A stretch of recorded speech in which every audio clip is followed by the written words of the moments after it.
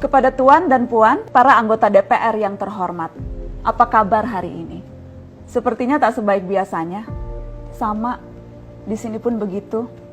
Kita semua memang sedang diuji. Hidup memang tak selalu baik, kan?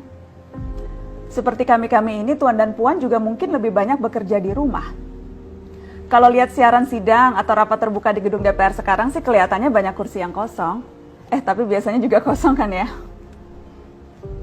Tuan dan Puan anggota DPR yang terhormat, saya perhatikan parlemen-parlemen negara lain fokus melawan corona. Tapi rasa-rasanya isu-isu yang keluar dari Senayan belakangan kok kebanyakan tidak terkait corona ya? Kami malah membaca DPR bersemangat membahas isu-isu lain. Contohnya, rancangan Undang-Undang Cipta Kerja yang banyak ditolak karena dinilai mementingkan kepentingan investor di atas kebutuhan pekerja. Presiden Jokowi pekan lalu sempat menyatakan pemerintah dan DPR menunda pembahasan salah satu klaster di rancangan undang-undang itu, klaster ketenagakerjaan. Ini untuk memberi kesempatan mendalami substansi dan mendapat masukan dari banyak pihak.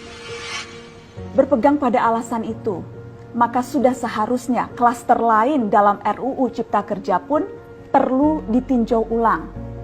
Karena yang lain juga bukan tanpa masalah, terutama dari perspektif lingkungan dan keadilan gender. Tidak cukup hanya menunda pembahasan satu klaster saja. Ada juga RUU lain yang masih nekat mau dibahas. Ada RUU KUHP yang tahun lalu diserbu unjuk rasa.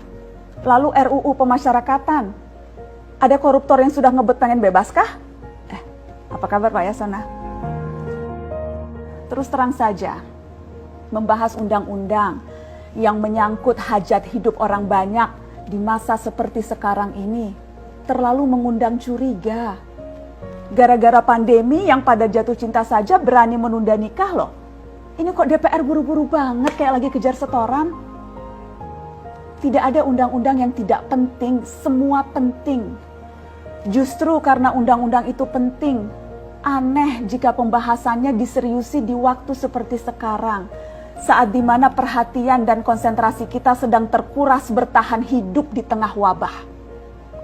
Produk hukumnya pun berpotensi cacat bila tidak memenuhi ketentuan, dan rasanya belum ada aturan pembahasan RUU secara virtual.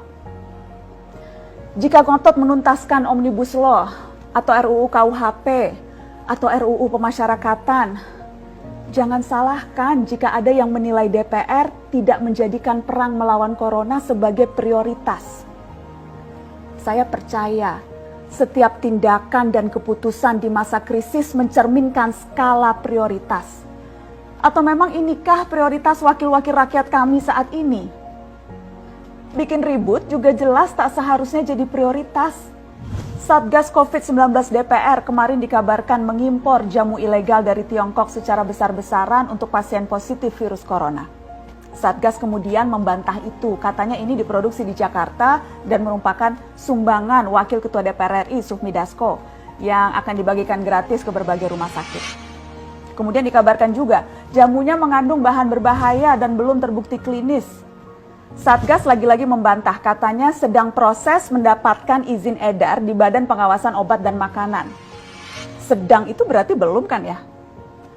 Tuan dan Puan yang terhormat, niat baik pun perlu proses yang baik. Proses yang semrawut hanya akan disusul polemik. Sementara sekarang kita sedang banyak-banyaknya menaruh harapan kepada negara. Tindak tanduk DPR salah benarnya akan selalu dilihat. Makanya sempat ramai juga warganet mengkritik Satgas COVID-19 DPR RI yang berfoto mengenakan APD saat hendak berkunjung ke rumah sakit darurat Wisma Atlet menyerahkan sumbangan DPR. Ini dinilai melukai hati masyarakat. Tenaga medis kita saja bertaruh nyawa benar karena kekurangan APD. Tidak ada yang meragukan jumlah sumbangan DPR. Kami yakin pasti banyak, namanya juga DPR, beli ribuan rapid test saja mampu, ngeborong jamu apalagi. Tapi ini soal rasa dan empati. Kecuali ya, kalau yang dipakai anggota DPR itu APD yang lain, alat pelindung dewan. Salam hormat dari kami yang kalian wakili.